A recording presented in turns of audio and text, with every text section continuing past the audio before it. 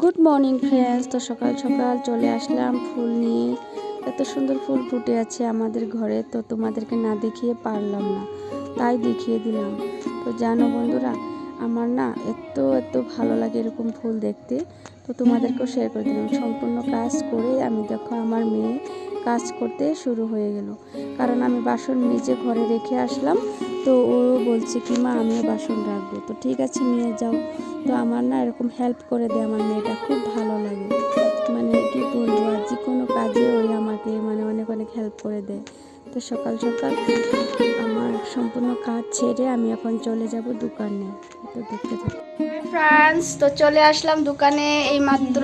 তো সকালের কাজকর্ম তোমাদেরকে কিচ্ছু শেয়ার করতে পারিনি, কারণ আজকে অনেক ব্যস্ত আমি।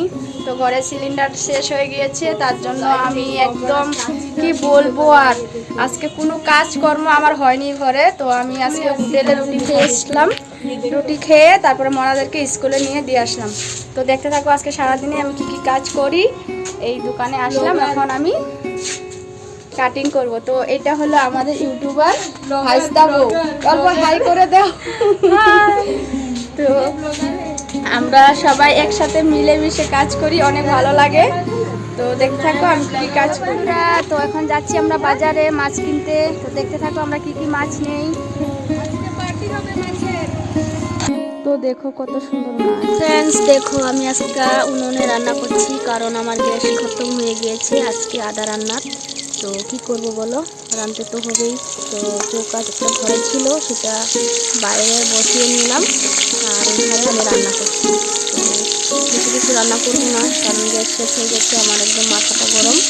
তাই বেগুনে বড়া ভাজছি আর একটা সবজি বানাবো, বাস। আজকে দুপুরের মেনু একদম সিম্পল, আর আলু সিদ্ধ। লাল লাল করে বেগুনে বড়া ভাজি। তো তোমরা কে কে খেতে পছন্দ করো চলে এসো। তো চুলাতে চাপিয়ে দিলাম তরকারি, তো দেখতে থাকো কি হয়।